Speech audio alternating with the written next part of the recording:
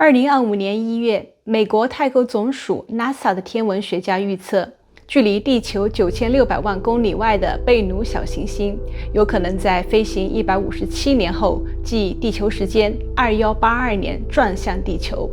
研究人员发现，除了巨大的爆炸会引发地震和海啸之外，贝努小行星的转机还会扬起足够的尘埃，引发持续2年的转机冬天。地球将会长时间内变得更冷、更暗、更干燥。那么这里提到的行星飞行157年时间，地球时间2182年，地球长时间变得更冷等等，这当中的时间指的是什么呢？罗马时期著名的哲学家奥古斯丁说，时间是什么？没有人问我的时候，我知道时间是什么，但是有人问我的时候，我就不知道了。真的吗？时间是什么呀？抬头看星空，爱因斯坦认为时间并不是绝对的，而是相对的。霍金说，时间的流逝取决于观察者的运动状态和所处的引力场。时间和空间是一体的，组成了时空。意大利著名的物理学家卡洛·罗威利在最近的一本书《时间的秩序》中指出，时间并不是宇宙的基本特征，也就是时间并不存在。啊，时间不存在？不是吧？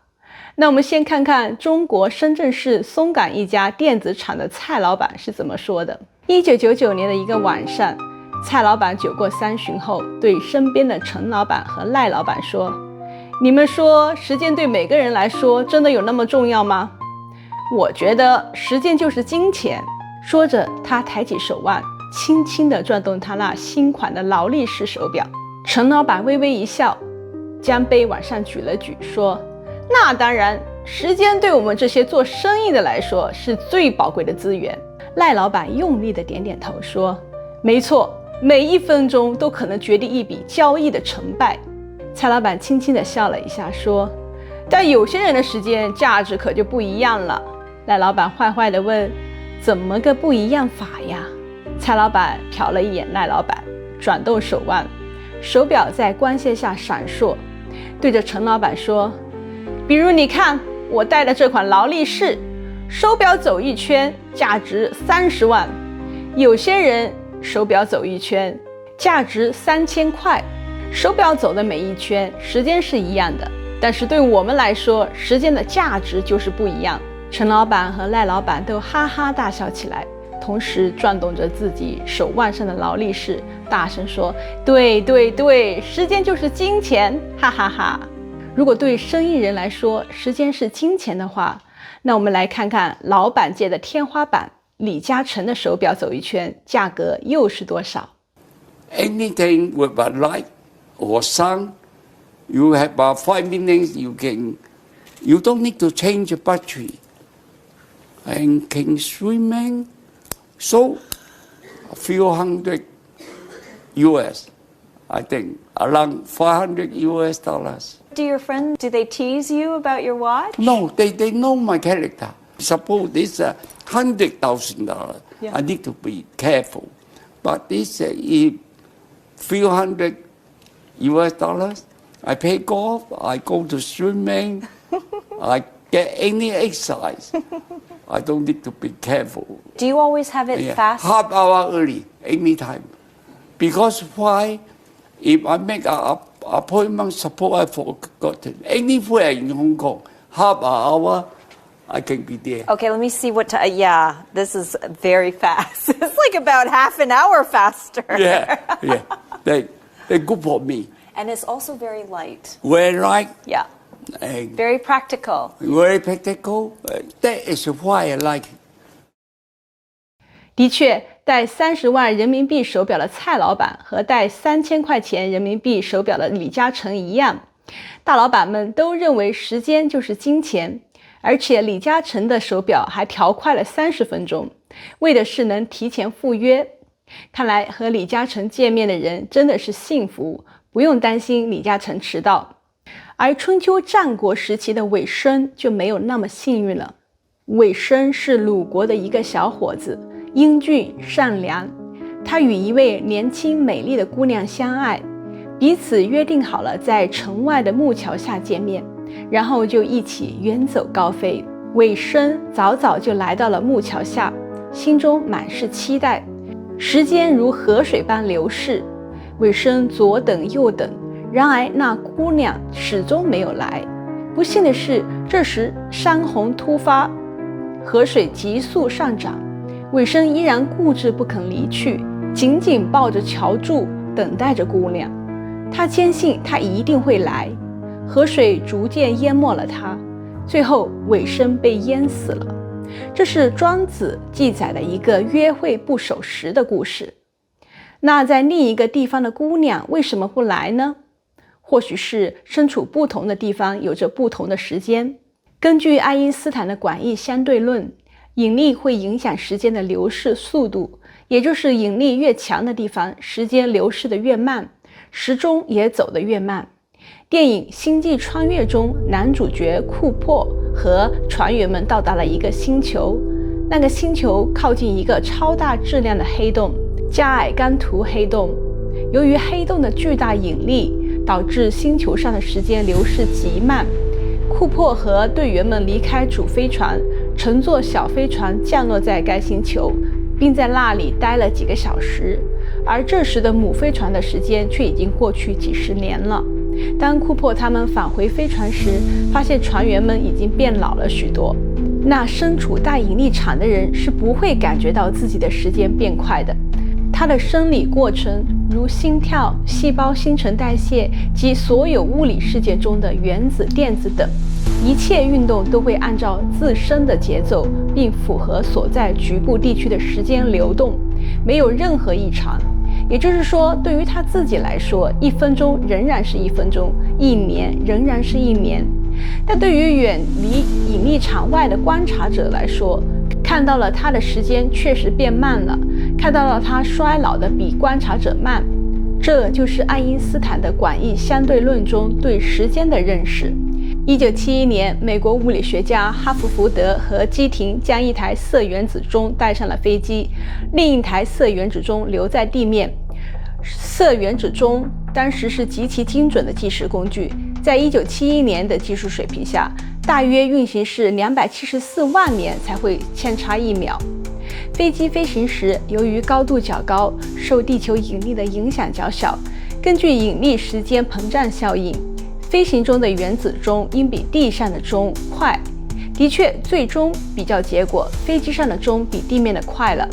实验结果与广义相对论的预期完全吻合，地面比远离地球的飞机受到的引力相对大，因此地面的时间对于飞机上的时间变慢了。如果你坐在飞机上，你的衰老速度会比地面快那么一丁丁点。对比1971年的原子钟，现代的原子钟的误差是3000万年误差1秒，而最先进的铝离子钟是1500亿年误差1秒，比已知宇宙寿命的138亿年还要长。现代的钟比以前的机械钟不知道准了多少万倍了。欧洲的修道士和工匠在13世纪初共同发明和制造了最早的机械钟，用于教堂和修道院，以方便报时。突然之间，这样的机械钟就出现了在欧洲乃至世界各地的城镇。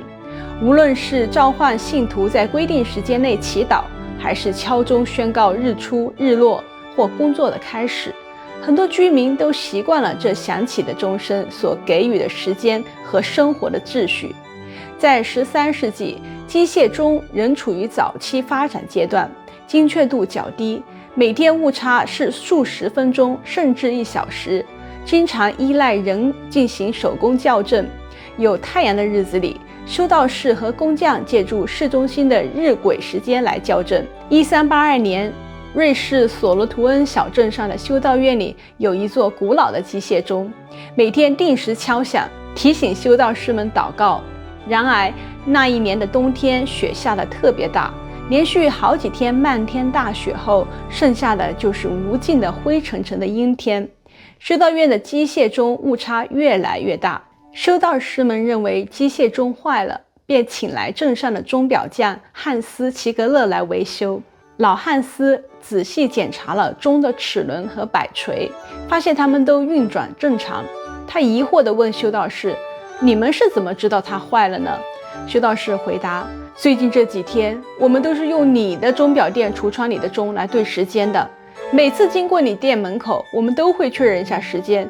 但是最近老觉得天黑天亮的时间都不对，那肯定是钟出了故障了。”老汉斯一愣，说：“可我这几天用的是修道院的大钟来调整我的钟啊。”于是两人哈哈大笑。从此以后，镇上的人们留下了一句有哲理的话：时间就像老汉斯和修道院的钟，彼此依赖又彼此成就。是的，时间是人们彼此依赖和成就的重要媒介。农耕社会中，人们日出而作，日落而息，不需要借精准的时间来协调劳动。19世纪初，英国处于工业革命的巅峰时期，工业生产从传统的手工劳动转向机械化生产，需要工人们准时上班，大家一起彼此依赖，协调合作生产。工厂里的每一台机器都在统一的时间、有节奏的运行下运转，而工人们必须严格依照时间表来安排工作，提升效率。所以，工厂的工作时间是需要严格遵守的。工人们准时起床变得尤为重要，而在那个时期，机械闹钟相当的昂贵，于是就出现了一种叫醒收费服务。叫醒人通常会根据客户的需求，在清晨的某个时间到达他们家中，用一根长杆轻轻地敲打窗户，或者用小石头轻轻地投掷窗户。这种服务通常是按月收费或按次收费。在城市里，工厂区中非常流行。有了这种叫醒服务，工人们就可以按照约定的时间准时到达工厂，一起参加生产。时间在这里就是一个社会组织合作的核心元素，也是工人合作与成就的核心要素。它帮助将分散的个人劳动和集体的生产紧密联系在一起，使得整体社会运转得更加高效与有序。时间是个人和社会连接在一起的纽带，时间这个纽带在火车服务中特别重要。19世纪末到20世纪初的英国，尤其是维多利亚时代末期和爱德华时代初期，铁路经常晚点，这令英国乘客很不方便。哈罗德·贝克特是一个每天在伦敦国王十字车站坐火车前往伦敦商业区上班的白领工人。1892年的一个早上，他竟然准时登上了8点钟的火车。哈罗德激动地在火车上握着前来巡查的列车员的手，说：“好久没有登上准点的火车了，非常感谢你们，上帝保佑你。”那列车员尴尬地说：“不好意思，这位先生，我很遗憾地告诉你，这是昨晚的列车，我们晚了整整9个小时了。”后来，英国的铁路列车随着技术的进步和铁路管理的改革，晚点的现象逐渐得到了改善。高度的工业发展，工厂的运营方式建立在精确的时间管理上，工人的薪酬往往是按小时计算的。现代企业则依赖严格的时间来安排生产流程，导致了在社会运行中，时间成了人与人之间合作的前提，如火车准时运行、工人工厂准时上班、商业交易的合同期限等等，都依赖于时间的精准性。正是时间这个东西，让陌生人之间的合作成为可能，使社会系统高效运作。工业革命造就了英国人不得不依赖遵守时间约定而生存，而不同社会文化对时间的理解不一样。宋鸿兵是著名的美籍华人，财经金融学者，货币战争的作者。有一年，他和一群专家学者到印度考察旅游，在一次长途乘车的过程中，旅游车开了几个小时后，有几个人想去洗手间，而车上是没有厕所的，于是就问导游还有多久能到休息站，可以上个厕所。旅游专车里的印度本地导游很有礼貌地回答：“过一会儿就到了。”好的，大家都松了一口气。听印度导游说，再过一会儿，想必是很快就到了，于是都平静下来，继续喝水，继续吃东西，耐心地等待休息站的到来。然而10分钟过去了，30分钟又过去了，后来都1小时了，旅游车还没有停下来。于是有人忍不住再问印度导游，印度导游很爽快地回答：还有5分钟。大家一听还有5分钟，那就再忍忍吧。结果呢，大家煎熬地等待了50分钟，还没有到厕所。这时候全车人都急了，说这导游怎么说话的，这么不靠谱，怎么搞的？我们都等了快2小时了，结果还没到厕所。这个印度本地导游，他听到大家的质问，满脸无辜，说：我这样表达有问题吗？原来华人认为的一会儿应该是几分钟的概念，但是在印度人的脑子里，这个一会儿可能是几10分钟，甚至1-2个小时的概念。这和华人的时间尺度相距太大了。事后，宋鸿兵跟那位印度导游聊天，问导游为什么会有这种时间的认知差距呢？印度导游解释说，我们印度人大多信仰印度教，印度教里有一个很重要的概念，就是轮回，就是人生不止这一辈子，还有下一辈子，下辈子之后再转世，还有 N 个辈子，所以我们这辈子呀，干嘛要这么着急呢？当然，这绝对不是一个偶然的例子。日本的一个著名学者池田大作也说过一个类似的事情。一个日本商人约见印度的一个官员，彼此约好了中午12点钟见面。这个日本商人准时地抵达了见面地点，一直等不来这位约好的印度官员。1小时过去了，日本商人等到怀疑自己是否走错了地点，又或者是记错了时间。日本商人接着等，耐心的等，然后先吃了午饭，接着喝咖啡，再喝下午茶，直到下午4点钟，这个印度官员才来，比约好的时间整整迟到了4个小时。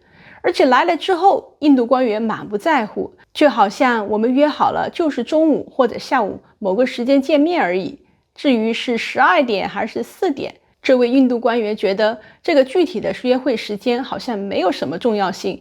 这又说明了印度人这个时间观念和许多国家的人都不太一样。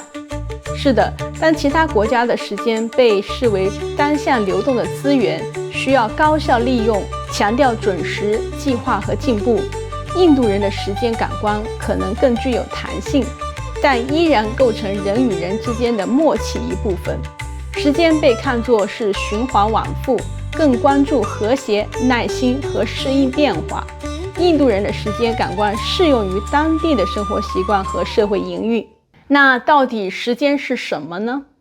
在牛顿经典力学中，时间被视为绝对的、独立于空间的一个维度，它在整个宇宙中均匀流逝，不受外界影响。在爱因斯坦的相对论中，时间不再是绝对的，而是相对的，依赖于观察者的运动状态和引力场的影响。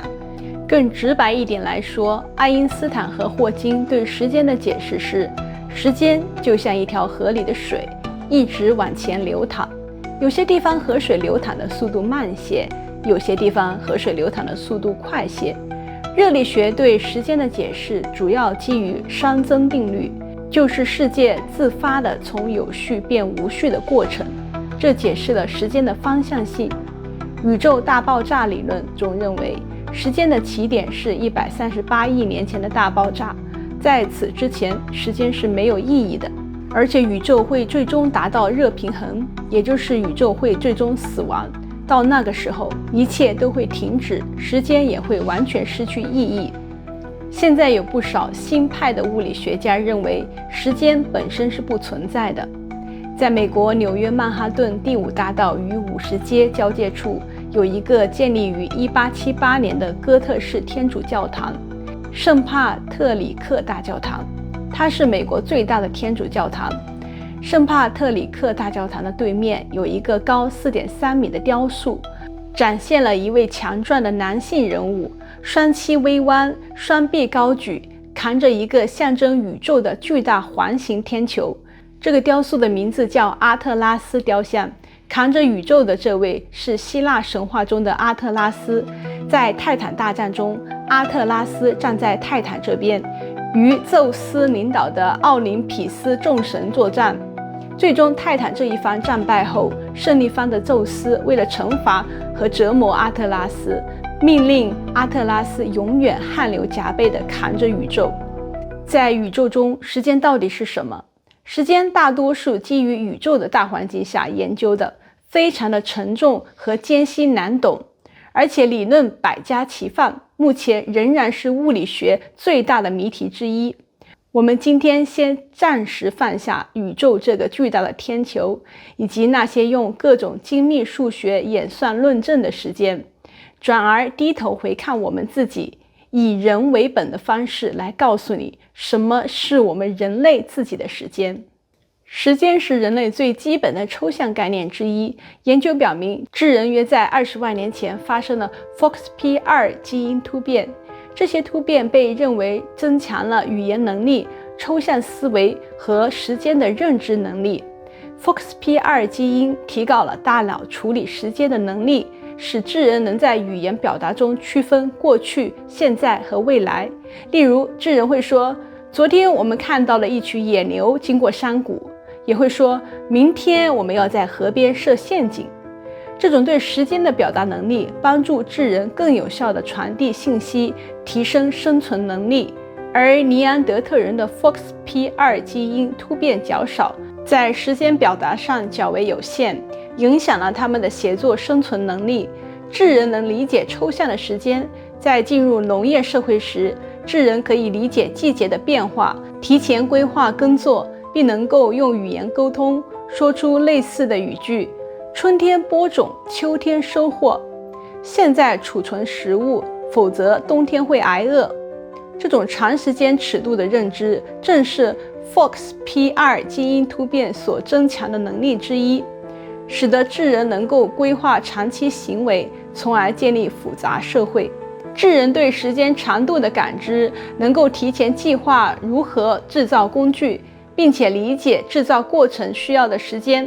他们可以用语言向同伴表达：我花1天打磨这块碎石，让它变成锋利的长矛。等这颗陶器干了1天后，我们才能用它储存食物，等等。这种因果推论和时间管理能力，使得智人的技术发展远超于其他原始人类。FOXP2 基因突变不仅增强了智人的语言能力，也提升了他们对时间的认知，包括因果关系、计划能力、时间表达等。这种能力让智人能够更好地适应环境，最终主宰了地球，成为了地球唯一的霸主。在日常生活中，时间更像人类大脑对世界的一种感知方式，是我们大脑创造的一种体验，而非一个独立存在的物理实体。那么人类是如何感知时间的呢？人类的时间感知与我们的生物时钟密切相关。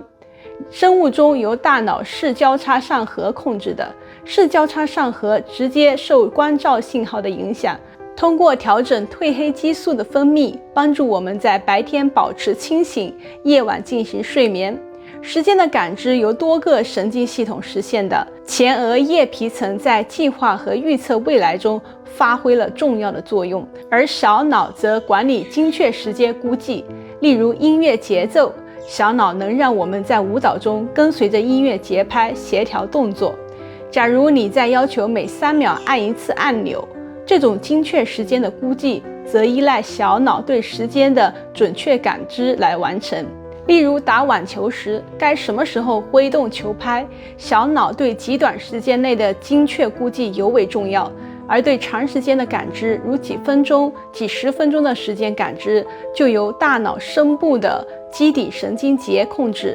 例如，你每天早上都需要做30分钟的冥想，基底神经节会在你做冥想的同时，默默地计算时间，确保你感知30分钟的时间流逝，而不至于冥想太久。当基底神经节出现功能障碍时，人会无法准确感知时间的流逝。帕金森病是一种基底神经节退化的疾病，时间停止 time freezing 是帕金森病患者常见的一种现象。指的是患者在某些情况下突然感到时间停滞，无法感知或处理时间的流逝。例如，帕金森病患在与他人交谈时，突然无法感知时间的流逝，思维和行动都停顿了，整个人就像被卡住了，时间仿佛停下来，困在了一个被按下暂停键的空间里。由于基底神经节无法正常工作，患者在这一刻时间似乎变得无比漫长，而身体无法向外界做出正常的反应。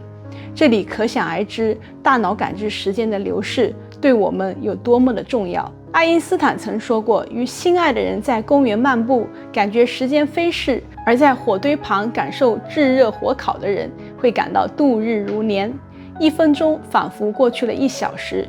这是因为大脑内的神经传递物质，如多巴胺、血清素等，会影响人对时间的感知。例如，当我们参加与自己喜欢的活动，大脑会分泌多巴胺，我们就会感到兴奋和愉悦。这个时候，我们会更加专注和投入到喜欢的活动中，导致我们对时间的流逝感知变得不那么敏感。在这种情况下，大脑会忽略很多外界环境的信息，更多精力专注于当前进行的活动，结果就让我们感到时间飞逝。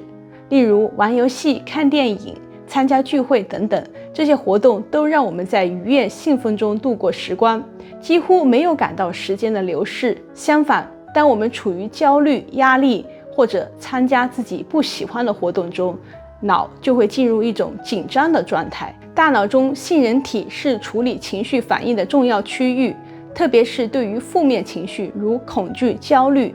当我们经历负面情绪时，杏仁体被激活，产生强烈的情绪反应，导致你难以放松。焦虑的情绪让你更敏感于环境中的每个细节，这种情绪激活会使得大脑更多地关注潜在的危险和压力源，从而影响我们的时间感知，导致我们感觉时间的流逝非常缓慢。假如有人在从事一份自己不喜欢的工作，而且所获得的报酬又与付出不对称，那上班时间每1分钟都感觉在折磨和煎熬，妥妥的度日如年啊！不同年龄段的人对时间的感知也是不一样的。儿童和青少年时期，大脑正处于发育阶段，尤其是负责时间感知、规划和控制前额叶皮层尚未成熟，导致他们难以正确评估时间。格雷斯是一名住在澳大利亚墨尔本的10岁女孩子，她经常因为未能准确感觉到时间的流逝而被母亲责备。例如，本来说好再看10分钟电视就去睡觉，但实际上已经过去30分钟。当母亲过来提醒她时，格雷斯感到困惑，因为她的主观时间感知比实际的要短得多。格雷斯喜欢画画，有时候她在自己的房间里一画就好几小时。母亲问她：“你怎么画了这么久？”但格雷斯自己却没有意识到时间已经过去这么长了。儿童和青少年时期的大脑难以清晰地理解未来时间安排和规划。格雷斯对于妈妈跟他谈未来的事情毫无兴趣，更别说回答妈妈将来长大要做什么职业的长远规划。格雷斯对于未来的事情没有明确的预期，缺乏对时间抽象的理解，这使到他在等待某件事情发生时，会感觉到时间过得特别漫长。有一次，格雷斯和家人到2小时之外的城市做短途旅行，他在车里问开车的爸爸什么时候到，什么时候到，一路问下来不下数十次。年轻人的大脑活力充沛，神经元活动活跃，能处理大量的外部信息，形成细腻丰富的时间感知，每一天都充满了新鲜的记忆和体验。这些新鲜的经历会在大脑中留下深刻印象，形成时间标记。例如，一个20岁的人回忆过去1年，能想到很多具体的事件，大学课程啦，交了新朋友啦，旅行啦，跟朋友聚会啦等等，生活的内容丰富，大量的时间记忆点，这使到年轻人感知时间过得慢。然而，许多老人家常常感叹，怎么1年又过去了？老年人生活趋向重复，日常活动大多是熟悉的事情，再加上年龄的增长，大脑神经元活动变慢，神经传导的速度降低，尤其是负责时间感知的基底神经节和小脑，因此大脑不再记录太多的新信息，导致回忆时感觉时间过得特别快。例如70岁的人回忆过去1年，可能觉得这1年好像没发生什么特别的事情，就这么过去了。现代社会，老人长时间刷手机、看短视频，导致时间的停顿记忆点更加减少，也就是一天过去没什么记忆点，老人感到时间过得更快了。那么老人如何能让时间慢下来呢？尝试新的活动，尝试新食物，到新的地方去旅游，学习新的技能，对生活保持新鲜感，让大脑接收到更多的信息，增加时间记忆点，可以有效减缓时间感知的流逝速度。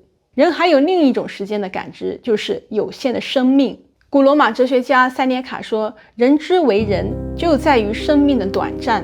身为人类，意味着拥有人的时间。如果我可以活1000年，我与友情、爱情、世界或自然的关系绝对会不一样。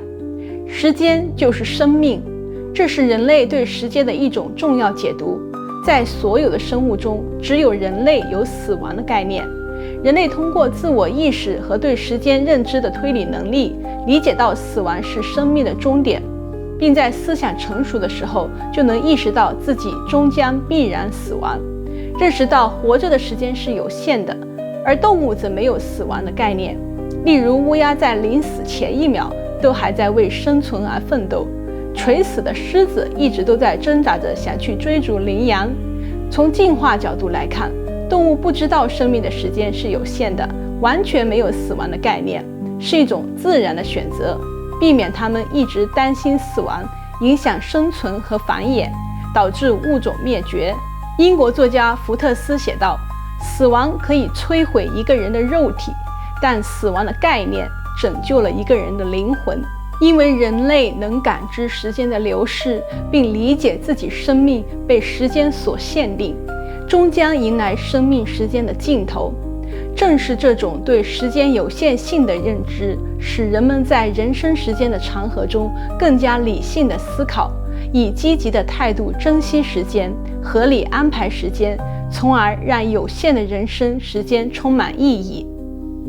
节目的最后，我引用出自佛经《大般涅盘经》中的一句经文：生有时，灭有时，生灭法亦复如是。也就是说，一切生命与万物的升起和消亡都有其时间和条件，一切事物都会因为缘分的到来而生，继而发展，也会因为缘分的消亡而灭，继而消亡。希望大家通过这一次时间了解之旅，认识时间，了解时间，珍惜时间。生有限，活无限，慢慢活，快快活。感谢大家的陪伴，请继续关注33说一说的频道，制作不易，真诚不减。我们下期再见。